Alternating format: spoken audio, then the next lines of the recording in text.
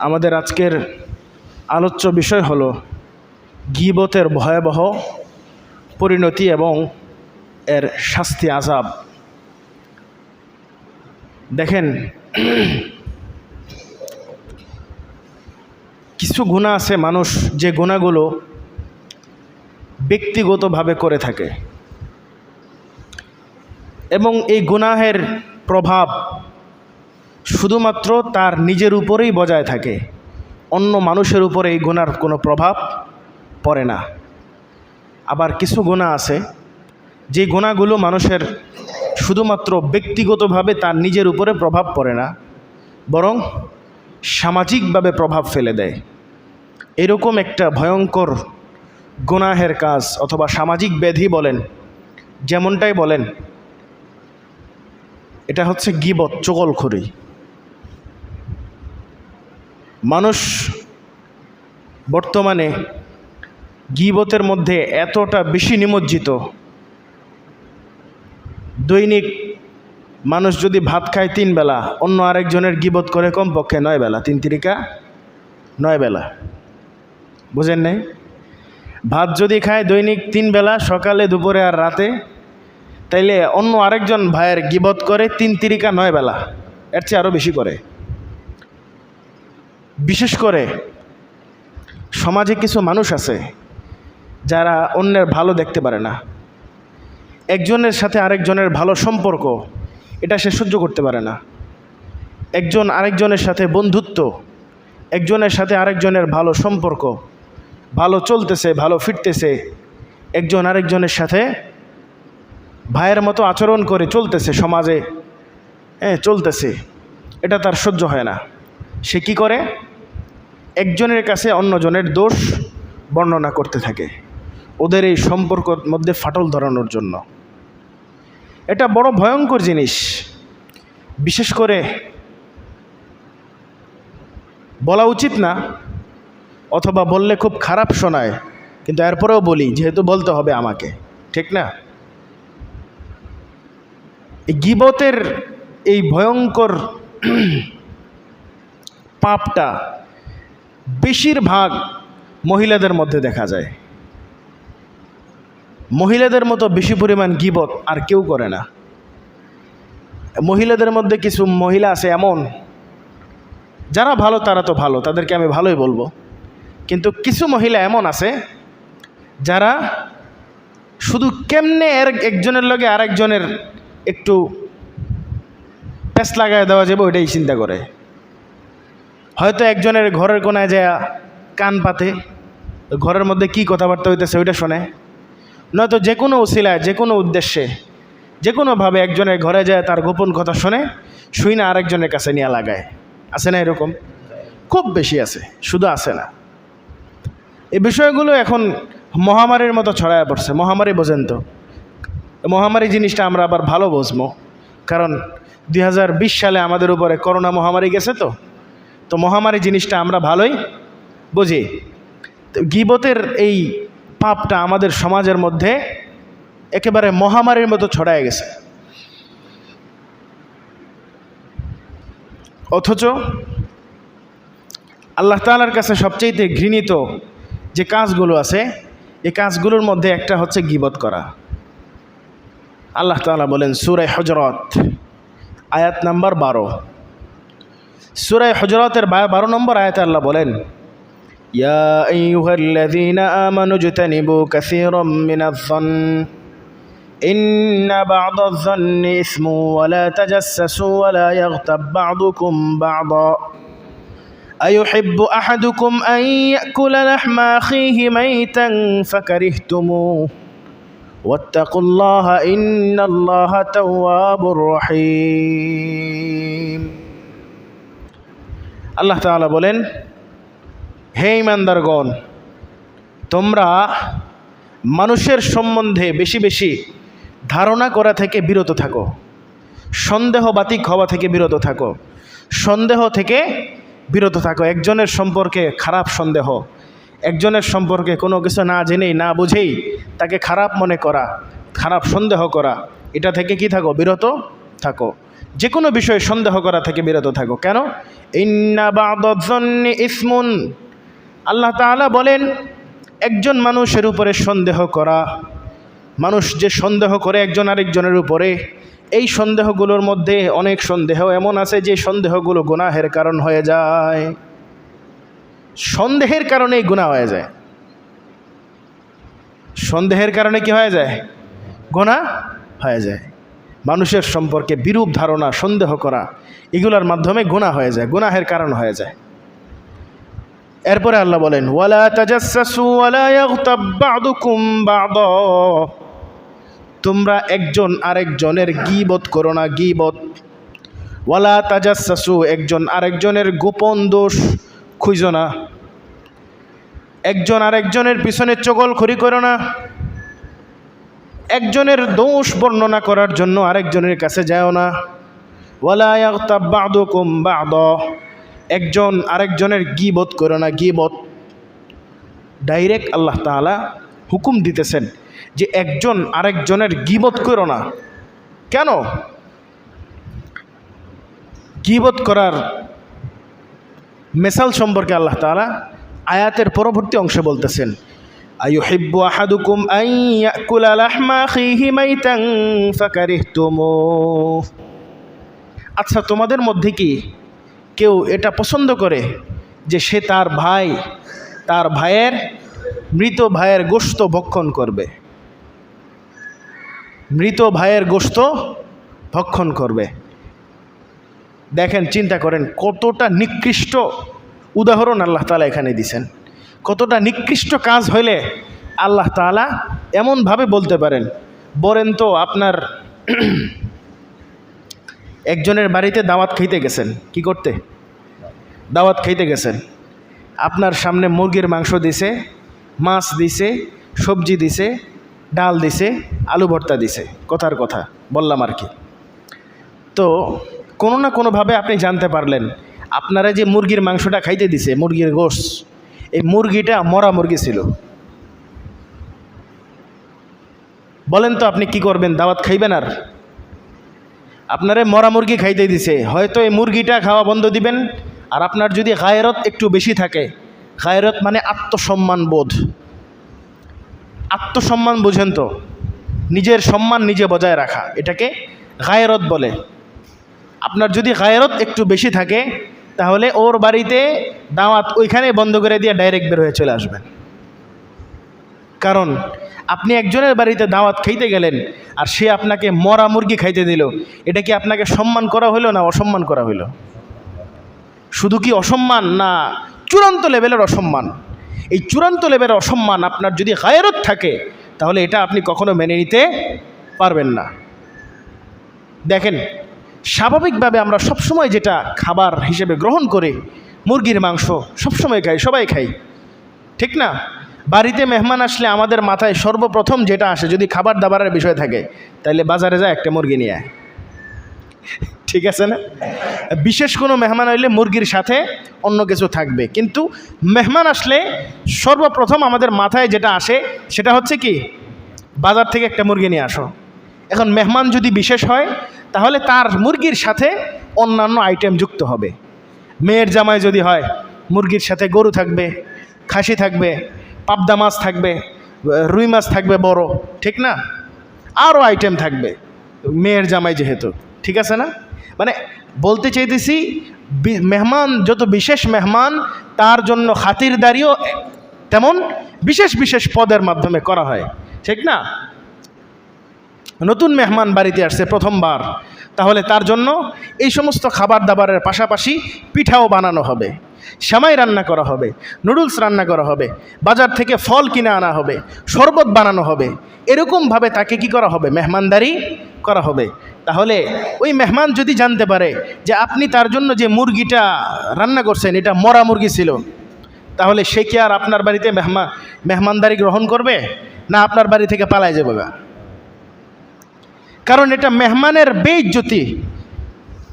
যেটা আমরা সবসময় খাই এইটাও যদি মরা হয় তাহলে এটাকেও আমরা কি করতে চাই না, বেইজ্জতি মনে করি। আর মানুষের গোশত খাওয়া হালাল না হারাম? কোনো মানুষের গোশত কোনো মানুষ কি খাইতে পারে না পারে না?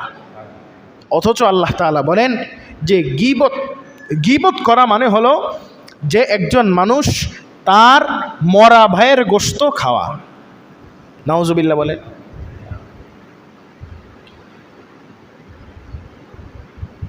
কতটা ভয়ঙ্কর পাপ হলে আল্লাহ তাআলা এভাবে বলতে পারেন যে গীবত করা হলো একজন মানুষ তার মরা ভাইয়ের গোশত ভক্ষণ করা, মরা ভাইয়ের গোশত খাওয়া। মানুষের ভাই বেরাদর অথবা বোন অথবা মা অথবা বাবা অথবা স্ত্রী অথবা সন্তান কোনো কেউ মারা গেলে তার গোশত খাওয়া তো দূরের কথা, তার জন্য কান্না করতে করতেই তো দুঃখে কষ্টে, ঠিক না? দুঃখ হয় না? নিজের ভাই মারা গেলে দুঃখ হয় না? আর ভাইয়ের একটু বিপদ হইলেই তো মাথা ঠিক থাকে না। যদি শুনছে যে বাজারে ভাইয়ের একজন গালি দিছে অথবা একটা চর দিছে, একটা থাপ্পড় দিছে, বাড়ি থেকে লাঠি নিয়ে বাজারে দৌড়ে যায়, ঠিক না? তাহলে ওই ভাইয়ের গোশত ভক্ষণ করা কোনো মানুষের পক্ষে সম্ভব না। অথচ আল্লাহ তাআলা বলেন আইয়ুহিব্বু আহাদুকুম আইয়াকুলা লাহমা আখিহি মাইতান ফাকারিহতুমুহ, তোমাদের কেউ কি এটা পছন্দ করবে যে সে তার মরা ভাইয়ের গোশত ভক্ষণ করবে, অথচ তোমরা এটাকে কি করো? অপছন্দ করো। ওয়াত্তাকুল্লাহ, আল্লাহ তাআলাকে ভয় করো। ইন্নাল্লাহা তাওয়াবুর রহিম, নিশ্চয়ই আল্লাহ তাআলা তার বান্দাদের প্রতি অত্যন্ত দয়াশীল এবং ক্ষমাশীল, তওবা গ্রহণকারী, তওবা কবুলকারী। মুহতারাম মুসল্লিয়ানে কেরাম, রাসূল সাল্লাল্লাহু আলাইহি ওয়াসাল্লাম একটা হাদিসের মধ্যে বলেন যে তোমরা কি জানো গীবত কাকে বলে? সাহাবায়ে কেরাম বললেন আল্লাহু ওয়া রাসূলুহু আ'লাম, আল্লাহ এবং তার রাসূল ভালো জানেন। সাহাবায়ে কেরামদের উত্তর সবসময় এমনই ছিল। সাহাবায়ে কেরামদের উত্তর সবসময় এমনই ছিল, যে কোনো কিছু রাসূল সাল্লাল্লাহু আলাইহি ওয়াসাল্লাম জিজ্ঞেস করতেন।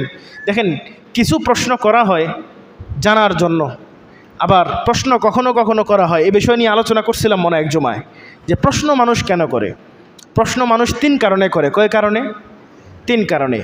1, জানার জন্য প্রশ্ন করা, জানার জন্য প্রশ্ন করা। যেমন একজন মানুষ বাজার থেকে আসছে, আমি তাকে জিজ্ঞেস করলাম, ভাই আজকে কি বাজারে রুই মাছ উঠছে? আজকে কাবিলা বাজার না, শুক্রবার।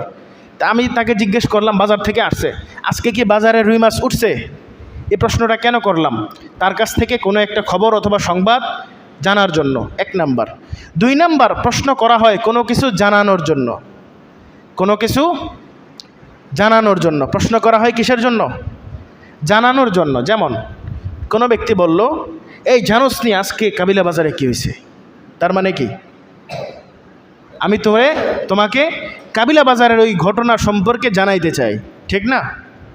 হ্যাঁ, এক হলো জানার জন্য, দ্বিতীয় হলো জানানোর জন্য। 3 নাম্বার, মানুষ প্রশ্ন করে যাকে প্রশ্ন করতেছে তাকে নিরুত্তর করে দেওয়ার জন্য, তাকে লাঞ্ছিত করার জন্য, তাকে আটকানোর জন্য। এক বেটায় ইমাম সাহেবের কাছে আইসা প্রশ্ন করতেছে, হুজুর এই যে আদম আলাইহিস সালাম আর হাওয়ার বিয়া হয়েছিল, আদম এবং হাওয়ার বিয়া যে হয়েছিল, বিয়ার মধ্যে খানা দানা কী ছিল? বিয়ার মধ্যে খাওয়া দাওয়ার আয়োজন থাকে না? একবার আইসা জিজ্ঞেস করতেছে, আদম আলাইহিস সালাম আর হাওয়া আলাইহিস সালামের যে বিয়া হয়েছিল, ওই বিয়ার মধ্যে কি খাবারের আয়োজন হয়েছিল? তাহলে এই প্রশ্নের উত্তর কি কোরআন শরীফের কোনো আয়াতে আছে? কোনো হাদিসের কিতাবে আছে? কোনো ইতিহাসের বইতে আছে? হ্যাঁ, তখন অন্য কোনো মানুষ দুনিয়াতে ছিল? আখেরাতে, জান্নাতে মানুষ তো ছিল মাত্র 2 জন। তাহলে পৃথিবীর যত কিতাব আদি এগুলা লিখছে মানুষ, আর হাদিসের মধ্যে এই সমস্ত বিষয় তো আলোচনা নাই। তাহলে এই প্রশ্নটা যে ইমাম সাহেবরে করছে, ইমাম সাহেবের কাছ থেকে জানার জন্য না ইমাম সাহেবরে আটকানোর জন্য? ইমাম সাহেবরে বেইজ্জতি করার জন্য এই প্রশ্ন করছে। এখন ইমাম সাহেব তো চালাক মানুষ, বুঝেন নাই? কারণ এরা তো এই সমস্ত এলাকার মানুষজনদের সাথে মিলেমিশে, এই সমস্ত এলাকার মানুষজনদের সাথে কথাবার্তা বলে এগুলা করেই তো তারা চলতেছে, ঠিক না? তো ইমাম সাহেব চালাক মানুষ, উত্তর দিছে, দেখেন ভাই, আদম আলাইহিস সালাম আর হাওয়া আলাইহিস সালামের বিয়াতে তো আমার দাওয়াত দেয় নাই, আমি যাইও নাই, জানিও না। বুঝেন নাই? বিয়ায় আমার দাওয়াতও দেয় নাই, আমি ওই বিয়া খাইও নাই, আমি জানিও না। যদি আমার দাওয়াত দিত তাহলে আমি জানতে পারতাম, যে যাইতাম, খাইতাম তাহলে কইতে পারতাম যে কি কি খাওয়াইছিল, যেহেতু আমার দাওয়াত দেয় নাই তাহলে আর কি করা। যাই হোক, যেটা বলতেছিলাম যে মানুষ প্রশ্ন করে তিন কারণে। কয় কারণে? তিন কারণে। রাসূল সাল্লাল্লাহু আলাইহি ওয়াসাল্লাম এখানে যে প্রশ্নটা করছেন, এই প্রশ্নটা করছেন এই সাহাবায়ে কেরামদেরকে গীবত সম্পর্কে জানানোর জন্য। কিসের জন্য? গীবত সম্পর্কে জানানোর জন্য। রাসূল সাল্লাল্লাহু আলাইহি ওয়াসাল্লাম বলতেছেন, তোমরা কি জানো গীবত কি? তো সাহাবায়ে কেরাম বলতেছেন, আল্লাহু ওয়া রাসূলুহু আলাম, আল্লাহ এবং তার রাসূলই ভালো জানেন, আমরা আর কতটুকু জানি, আমরা তো জানিই না।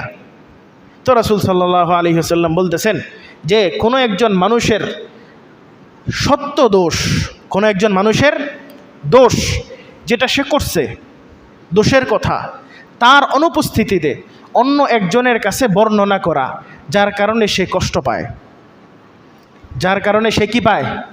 কষ্ট পায়। এটাই হচ্ছে গীবত। ধরেন একজন মানুষ একটা অপরাধ করছে, অথবা একটা গুনাহের কাজ করছে, অথবা একটা খারাপ কাজ করছে, এটা তার অপরাধ। অপরাধ না? কি বলেন? এটা তো তার অপরাধ। এই অপরাধ করার পর আরেকজন এটা দেখে ফেলছে, তার এই অপরাধটা দেখার পর বিকালবেলা চা দোকানে যায় চায়ের পাতায় চায়ের কাপে যখন চুমুক দিছে, ওই কথা তার মনে হয়ে গেছে। চায়ের কাপে চুমুক দিলে কিছু মানুষের ব্রেইন কি হয়? ফ্রেশ হয়, শার্প হয়, ব্রেইন কাজ করে বেশি, পুরান কথা মনে হয়। তো শুরু করছে বলার, জানো নি আজকে কি হয়েছে, ওই অমুকে অমুকে এরকম করছে, তার এই দোষটা কি করে দিলাম, বর্ণনা করে দিলাম সবার সামনে। এই কাজটা হচ্ছে গীবত। এই কাজটা হচ্ছে কি? গীবত। রাসূল সাল্লাল্লাহু আলাইহি ওয়াসাল্লাম বলেন যে এইরকম গীবত যারা করে তারা আল্লাহ তাআলার কাছে সবচেয়ে ঘৃণিত ব্যক্তি, সবচাইতে। অন্য হাদিসে রাসূল বলেন, সাহাবায়ে কেরাম জিজ্ঞেস করলেন যে আচ্ছা যদি সে এই কাজটা না করে থাকে,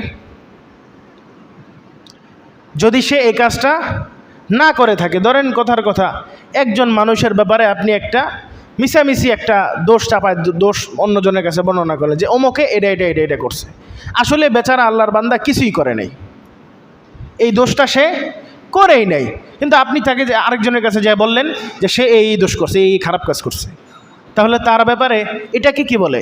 রাসূল সাল্লাল্লাহু আলাইহি ওয়াসাল্লাম বলেন এটাকে বলে বহতান। এটাকে কি বলে? বহতান অথবা তুহমত।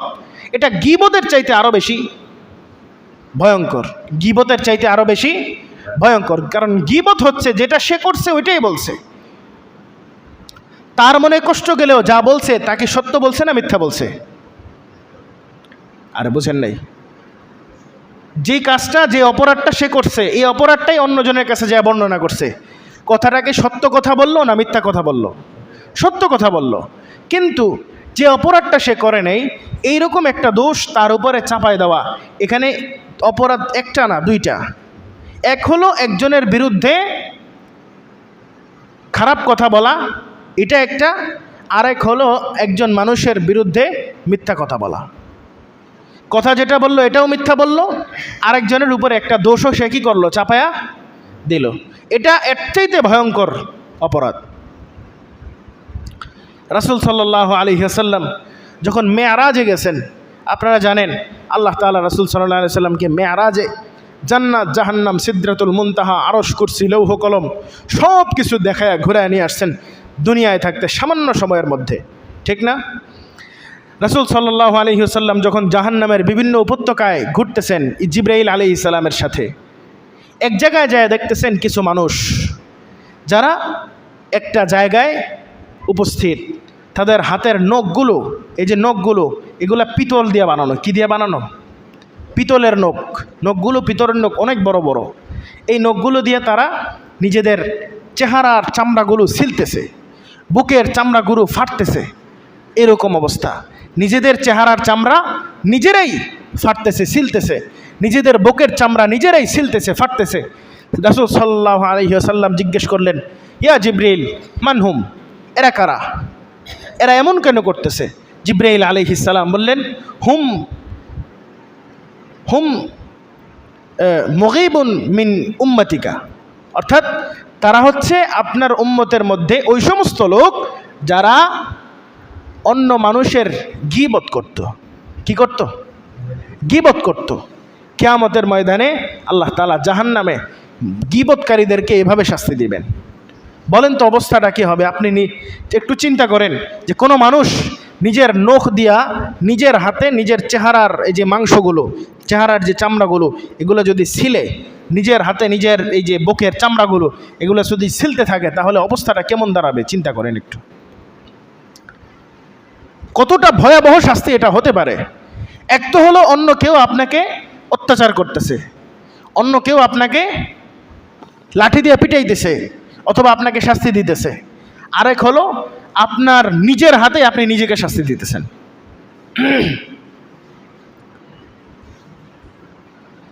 নিজের হাতেই নিজেকে শাস্তি দেওয়া এটা বেশি ভয়ঙ্কর, বেশি কষ্টদায়ক, ঠিক না? আল্লাহ তাআলা আমাদেরকে এই সমস্ত গীবত শেকায়েত থেকে, চগলখড়ি থেকে হেফাজত করেন। খুব ভয়ঙ্কর অবস্থা হয়ে দাঁড়াইছে এই বিষয়গুলো। এই একজন মানুষ আরেকজন মানুষের ঘরের পিছে যায় দাঁড়ায় থাকে গোপন কথা শোনার জন্য। ভাই, তোমার কি খেয়ালে কোনো কাম নাই? একজন আরেকজনের গোপন কথা কি করে শোনার জন্য উকি ঝুঁকি মারে, ঘরের মধ্যে যায় উকি ঝুঁকি মারে, ঘরের ছোট্ট ছিদ্র টিদ্র পাইলে, ফাঁক টাক পাইলে উকি মারে। কি দরকার? এত আজাইরে যদি হও, তাহলে বসে বসে বাজার থেকে এক বস্তা মসুরির ডাল কিনে না, মসুরির ডাল গুনতে থাকো যে এক বস্তা মসুরির ডালের মধ্যে কয় পিস মসুরির ডাল থেকে। বুঝেন নাই? কারো যদি এত সময় থাকে তাহলে কি করেন, বাজার থেকে এক বস্তা মসুরির ডাল কিনে নিয়ে আসেন, আইনা এটা গণনা করেন যে এক বস্তা মসুরির ডালের মধ্যে, এক বস্তা মসুরির ডালের বস্তার মধ্যে এই কত পিস মসুরির ডাল থাকে এটা আমি গণনা করি। কারো যদি সময় বেশি থাকে তাহলে এটা করেন। অন্তত গীবতের মতো এই ভয়ঙ্কর অপরাধ আমরা যেন না করি। হযরত ইমাম আবু হানিফা রাহিমাহুল্লাহু তাআলা হযরত সুফিয়ান সাউরি রহমতুল্লাহি আলাইকে একজন জিজ্ঞেস করলেন যে আচ্ছা, ইমাম আবু হানিফা রহমতুল্লাহি আলাইকে আপনি কেমন কেমন জানেন? ইমাম আবু হানিফা রহমতুল্লাহি আলাই কেমন লোক? আর জিজ্ঞেস করেন একজন আরেকজনের সম্পর্কে মানুষ যে আচ্ছা, আপনাদের যে ইমাম সাহেব আছে, ইমাম সাহেব কেমন? ইমাম সাহেবের চরিত্র কেমন? ইমাম সাহেব কি ভালো মানুষ না মন্দ লোক? আছে না, জিজ্ঞেস করে না? তো সুফিয়ান সাউরি রহমতুল্লাহি আলাইকে একজন জিজ্ঞেস করলো ইমাম আবু হানিফা কেমন লোক? তো সুফিয়ান সাউরি বলেন যে ইমাম আবু হানিফা খুব কৃপণ। কিপটা বুঝেন তো? ইমাম আবু হানিফা খুব কৃপণ লোক। উনি বলতেছে আমি তো শুনলাম ইমাম আবু হানিফা খুব দানশীল ব্যক্তি, ব্যবসা বাণিজ্য করে, ফিকাহ চর্চা করে, বড় আলেম। হ্যাঁ, এরকম একজন বড় আলেম কৃপণ হতে পারে কিভাবে? আমি শুনলাম উনি দানশীল, অনেক দান খয়রাত করে। বলে হ্যাঁ, উনি দানশীল ঠিক আছে, কিন্তু এরপরে উনি অনেক কৃপণ। বলে কিভাবে? কয়, এবার সুফিয়ান সাউরি বলতেছেন যে দেখেন, ইমাম আবু হানিফার কাছে অনেক মানুষ আইসা অনেক মানুষের দোষ বর্ণনা করে। কি বর্ণনা করে? দোষ বর্ণনা করে। মানুষ ইমাম আবু হানিফার সমালোচনা করে, মানুষ ইমাম আবু হানিফার দোষ বর্ণনা করে, মানুষ চায়ের দোকানে বৈশা ইমাম আবু হানিফার সমালোচনা করে। ইমাম আবু হানিফা এই দোষ করছে, ইমাম আবু হানিফা ওই দোষ করছে, ইমাম আবু হানিফার এই কাজটা সুন্দর লাগে নাই, ইমাম আবু হানিফার ওই কাজটা ভালো লাগে নাই। এরকম মানুষ ইমাম আবু হানিফার সমালোচনা করে, কিন্তু ইমাম আবু হানিফা নিজে কখনো অন্য কোনো মানুষের সমালোচনা করেনও না, আবার কেউ যদি তার কাছে সমালোচনা করতে আসে এটা তিনি শোনেনও না। তো এইভাবে তিনি কিভাবে কৃপণ হইলেন? বলে অন্য মানুষ যখন তার এই সমালোচনা করে, ওই মানুষের আমল নামার যে সওয়াবগুলো, এগুলো ইমাম আবু হানিফার কাছে চলে আসে। আর ইমাম আবু হানিফা যেহেতু কখনো কারো কি করেন না, গীবত করেন না, কারো দোষ বর্ণনা করেন না, কারো সমালোচনা করেন না, তাহলে ইমাম আবু হানিফার আমল কখনো কারো কাছে যায় না।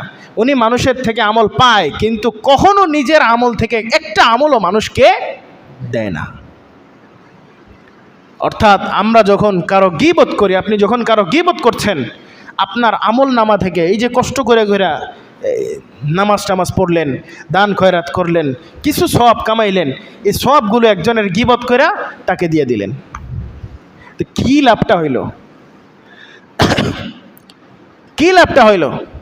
এই সকালবেলা ভোর রাত্রে ফজরের নামাজ পড়ার জন্য এত সুন্দর ঘুম বাদ দিয়া, সকালবেলার ভোর রাত্রের ঘুম কিন্তু খুব বেশি মজা, আরাম। ভোর রাত্রের ঘুমটা আরাম বেশি। সন্ধ্যা রাত্রে খাবার দাবার খায় শুইলে পেটটা একটু ভরা থাকে, ওই সময় ঘুম তেমন আসতে চায় না। আস্তে আস্তে যখন পেটটা খালি হয়, শরীরটা একটু হালকা হয়, আবার রাতটা গভীর হয়, পরিবেশ পরিস্থিতি ঠান্ডা হয়, আস্তে আস্তে সকল আওয়াজগুলো বন্ধ হয়ে যায়, নীরব হয়ে যায়, তখন ঘুমটাও একটু বেশি হয়, একটু ভালো হয়। এই রকম চমৎকার ঘুম থেকে ওইঠা ফজরের সময় আপনি আইসা নামাজ পড়লেন, শীতকালে ঠান্ডা পানি দিয়ে উজু করে আইসা নামাজ পড়লেন, এভাবে নামাজ পড়লেন, নিজের হালাল টাকা পয়সা ইনকাম করছেন, ওগুলো থেকে আল্লাহর রাস্তায় দান করলেন, মসজিদে দান করলেন, মাদ্রাসায় দান করলেন, গরিব মানুষ অসহায় মানুষ আসলো তাদেরকে দান করলেন, মানুষের উপকার করলেন, মানুষকে সালাম দিলেন, মানুষকে কোরআন শিখাইলেন, কোরআন তেলাওয়াত করলেন, কত কিছু করলেন, এভাবে সওয়াব অর্জন করলেন। আর দিন শেষে যায়া চায়ের দোকানে বৈশা অথবা যে কোনো একজন মানুষের কাছে অন্য আরেকজনের যে গীবত করলেন, গীবত করে এত কষ্টের কামানো সওয়াবগুলো আপনি তাকে দিয়ে দিলেন। এটা কেমন হইল বলেন তো? এটা কেমন হইল? একজন মানুষ সকাল থেকে ফজরের পর থেকে জোহর পর্যন্ত মাটি কাটে। আপনাদের এদিকে মাটি কাটার যে লোকজন নেওয়া হয় তারা কাজ করে কতক্ষণ পর্যন্ত? জোহর পর্যন্ত না আসর পর্যন্ত? আসর পর্যন্ত। আসর পর্যন্ত। আমাদের ওইদিকে ফজরের পর থেকে জোহর পর্যন্ত কাটে, আধা বেলা এরকম। তো টাকা দেওয়া হয় মোটামুটি 600-700 এরকম টাকা। যদি খাবার দাবারের ব্যবস্থা থাকে তাহলে 500 বা 600 এরকম। আর যদি খাবার না খাওয়ায় তাহলে 700 বা 800 এরকম। এখন অনেক দাম, এখন কাজের লোক পাইতেও মুশকিল, কাজের লোক পাইলেও কাজের অনেক দাম, ঠিক না? যাই হোক, তো সকাল থেকে মনে করেন দুপুর পর্যন্ত, জোহর পর্যন্ত সে কাজ করলো, কাজ করে 800 টাকা পাইলো। এখন বাজার থেকে আসার সময় এই 800 টাকা একজন মানুষের এমনি দিয়া চলে আসলো, তাহলে তার কি ফায়দা হলো? এটা দান করে নাই, মনে করেন এমনি ফালাই দিছে। বাজারে দিয়ে আসার সময় ব্রিজের উপরে উঠছে, নিচে নদী, নদীতে টাকাটা ফালাই দিয়ে বাড়ি দিয়ে পড়ছে। কি লাভ হইল? কোনো ফায়দা আছে? বিন্দু পরিমাণ কোনো ফায়দা তার হয়েছে? চাইলে এই টাকাটা দিয়ে সে বাজার সদাই করে নিয়ে বাড়িতে আসতে পারতো, সবার নিয়ে খাওয়া দাওয়া করতে পারতো। আসার সময় নদীতে টাকাটা ফালাই দিয়ে আসলো, তার টাকাটা যেমন কোনো কাজে লাগে নেই। আপনি যখন কোনো মানুষের গীবত করলেন, সারাদিন, এক সপ্তাহ লাগায় সারাদিন সারা রাত যত আমল করলেন, যত ইবাদত করলেন, জিকির আজকার করলেন, আল্লাহ আল্লাহ জিকির করলেন, হ্যাঁ, পীর সাহেবের দরবারে গেলেন, পীর সাহেবের কাছ থেকে সবক নিলেন, পীর সাহেবের হাদিয়া দিলেন, আরে বুঝেন নাই? হ্যাঁ, আলেমের কাছে গেলেন, 2 শব্দ কোরআন শিখলেন, আলেমের কাছে গিয়ে একটা দোয়া শিখলেন, মাদ্রাসায় গিয়ে 10টা টাকা দান করে আসলেন। আবার আরেকজন ভিখারি আসছে, তাকে 2 মুঠ চাল দিলেন, সকালে ফজরের নামাজ পড়লেন, দুপুরবেলা কাজ বাদ দিয়ে জোহরের নামাজ পড়লেন, সব কিছু করলেন। সন্ধ্যাবেলা যখন চায়ের দোকানে চা খাইতে গেছেন, একজনের গীবত করলেন, আর যার সমালোচনা করলেন, যার গীবত করলেন, সারা দিনের কামানো যত আমল আছে সব আমলগুলো ওই ব্যাটারে দিয়ে দিলেন।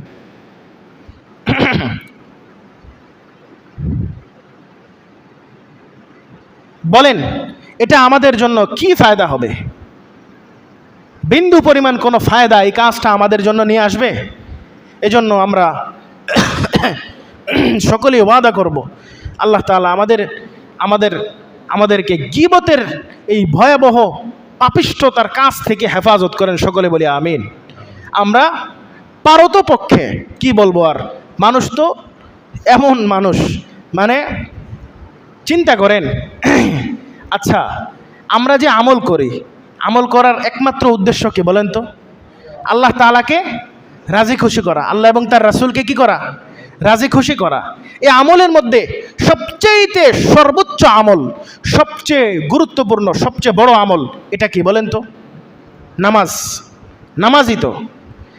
এখন এই নামাজের জন্য যে মানুষটাকে আমরা আমাদের নামাজের পুরা দায়িত্ব দিয়ে দিলাম, তিনি কে?